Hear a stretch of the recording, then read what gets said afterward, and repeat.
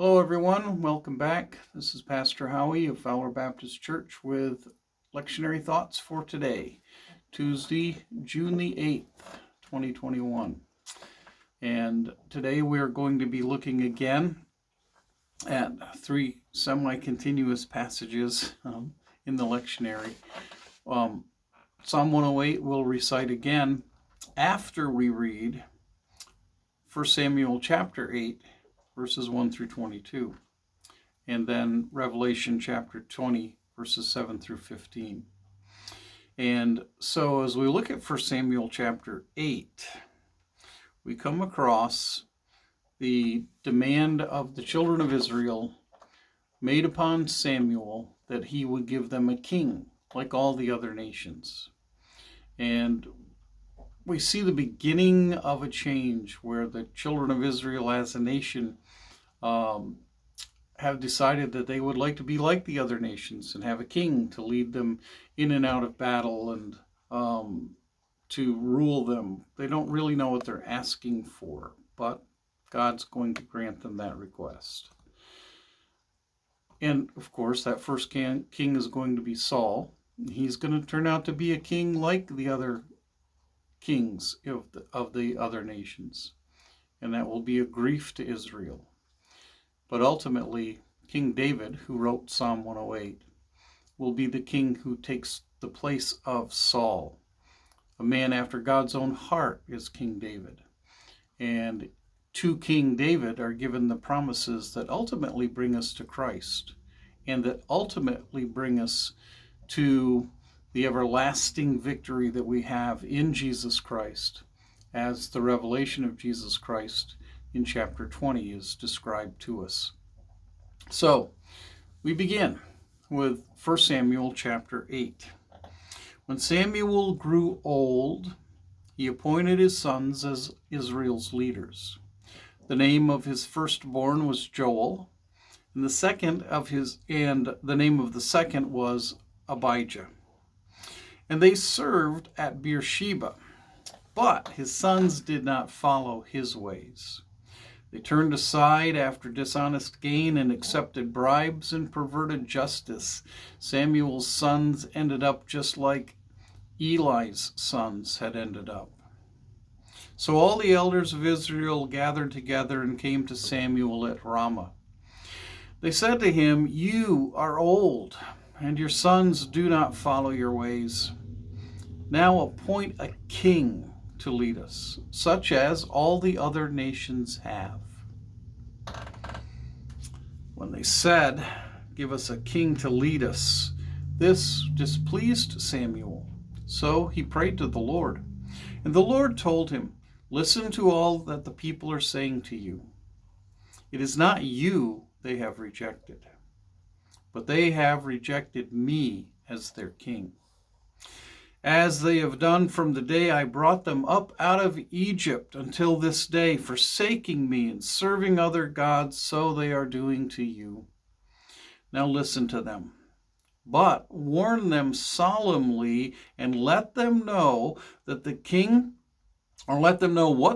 who will reign over them will claim as his rights."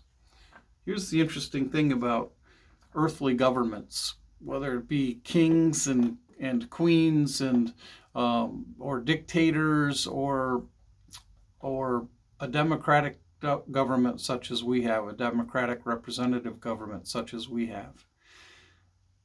We end up having to render to Caesar that which is Caesar's. And that's what Samuel's talking about here. Okay, God will raise up a king for you. You want a king, you'll have a king. But your king will claim his due. And so we go on, and Samuel tells them, beginning at verse 10, Samuel told all the words of the Lord to the people who were asking him for a king. He said, "This is what the king who will reign over you will claim as his rights. He will take your sons and make them to serve with his chariots and horses, and they will run in front of his chariots. Some he will assign to be commanders of thousands and commanders of 50s, and others to plow his ground and reap his harvest, and still others to make weapons of war and equipment for his chariots. He will take your daughters to be perfumers and cooks and bakers. He will take the best of your fields and vineyards and olive groves and give them to his attendants. He will take 1/10 of your grain and of your vintage and give it to his officials and attendants. Your male and female servants and the best of your cattle and donkeys he will take for his own use. He will take 1/10 of your flocks, and you yourselves will become his slaves. I think that's significant because Israel was rescued when God raised up Moses to lead them out of Egypt from slavery. And now, at their own request, they're going back not into Egypt, they're going back into a slavery of a different kind, under the rule of an earthly king. And so now they're going to become a nation like the other nations. And they're going to pay taxes. And there's going to be a draft system. And there's going to be demands made on them because the government has to be supported.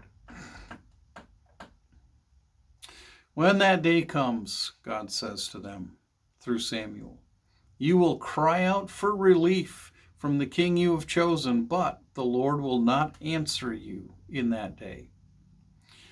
But the people refused to listen to Samuel. No, they said, we want a king over us. Then we will be like all the other nations, with a king to lead us and to go out before us and fight our battles. They wanted to be like all the other nations. There's a danger here for us to look at. We live in a higher kingdom as believers in Jesus Christ. But do we really want to be conformed to his image and live into that kingdom? Or do we want to be like all the other people around us? That's a question the church needs to seek an answer from the depths of their heart concerning. For we're living in an age where it seems like a lot of Christians are calling themselves Christians, but they are not that different from the rest of the world. We should think about these things. There's always lessons in the Old Testament for us to learn if we discern what God is trying to say to us through them. When Samuel heard all that the people said, he repeated it before the Lord. The Lord answered, listen to them and give them a king. Then Samuel said to the Israelites, everyone go back to your own town. And that ends this portion of Scripture. I'm sure we'll see more about this in the future. Well, as I said, the first king, Saul, was just like the other nations. David, the king that replaced Saul, was a man after God's own heart. And here are his words, written sometime later, after what we just read in 1 Samuel 8. Psalm 108. My heart, O God, is steadfast. I will sing and make music with all my soul. Awake, harp and lyre, I will awaken the dawn. I will praise you, Lord, among the nations. I will sing of you among the peoples. For great is your love, higher than the heavens. Your faithfulness reaches to the skies. Be exalted, O God above the heavens. Let your glory be over all the earth. I'm going to leave it there. The heart of King David, when he wrote this psalm, was much different than the heart of the people who demanded a king from Samuel and got what they wanted. The heart of King David recognized that he lived among the nations, not just the nation of Israel that he ruled, but the nations surrounding Israel. And his heart was pointed towards exalting the King of Kings and the Lord of Lords, the God in the midst of whom all of the nations live and make their way in this world, even though they don't know him or don't acknowledge him, or even totally disbelieve in him.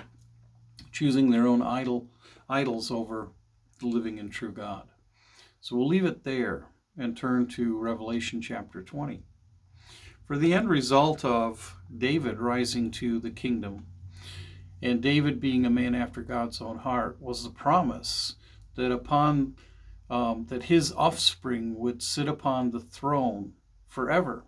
And that is ultimately fulfilled in perfection in Jesus Christ, who is King of Kings, Lord of Lords, Son of David, Son of God, Son of Man, God the Son himself. And here in Revelation chapter 20, we begin to see the ultimate consummation of things.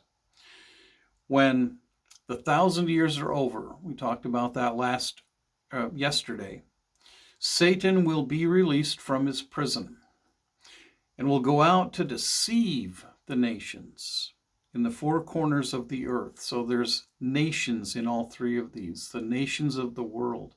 And though this is what John saw, and we recognize that what he saw, we can't dig deep into the details to try to figure out literally. We have to literally take what he saw, and with some knowledge of the Old Testament scriptures, which are all tied into the book of Revelation, because the book of Revelation gives us a way to summarize God's plan, God's revelation of Christ from Genesis 3:15 or even Genesis 1, as Jesus is revealed as creator, to the consummation of the ages when Jesus returns.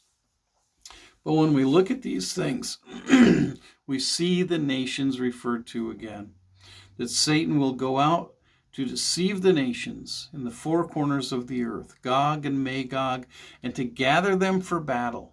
In number, they are like the sand of the seashore. They marched across the breadth of the earth and surrounded the camp of God's people, the city he loves, and that's been the case throughout history. Those who follow God are surrounded and very often persecuted by those who live in the nations who do not know God. But fire came down from heaven and devoured them. And the devil who deceived them was thrown into the lake of burning sulfur, where the beast and the false prophet had been thrown. They will be tormented day and night forever and ever. That's the ultimate end. And in that is part of our ultimate victory. Jesus' heel was bruised on the cross when he died for our sins. As I read in the book Ages to Ages by Keith Matheson today, as I came to the end of that book, Jesus' heel was bruised on the cross. But when the stone rolled away from the tomb in which Jesus lay and had been resurrected from, it crushed the head of Satan. Satan is still active today. Satan is the one who's deceiving the nations and turning even our nation against Christ and his people. But he is doomed, and he will pay for his sins forever and ever in the lake of fire. Then I saw a great white throne and him who was seated on it. The earth and the heavens fled from his presence, and there was no place for them.